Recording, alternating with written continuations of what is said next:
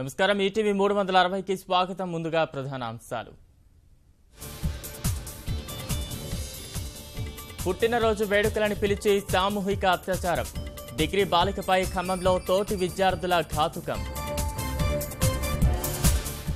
పాఠశాల విద్యార్థులే ఖాతాదారులు, 1000కి పైగా బానిసలు.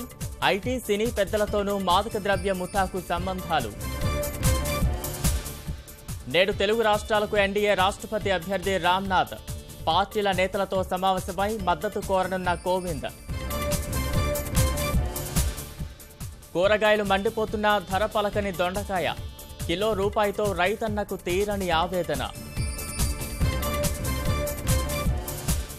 ఖమ్మం మిర్చి మార్కెట్ తరలింపుపై కొనసాగుతున్న రగడ, ముగింపు పలికేందుకు సర్కార్ సన్నద్ధం, సర్వత్రా ఉత్కంఠ.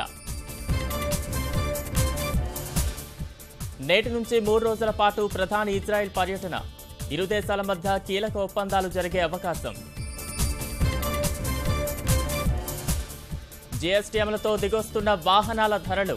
కార్లు, ద్విచక్ర వాహనాల రేట్లను తగ్గించిన సంస్థలు. ఏటా భారత్, చైనాలో పెరుగుతున్న మొబైల్ వినియోగదారులు. 5G సేవలు ఆసియా దేశాల నుంచే మొదలవుతాయని అంచనా.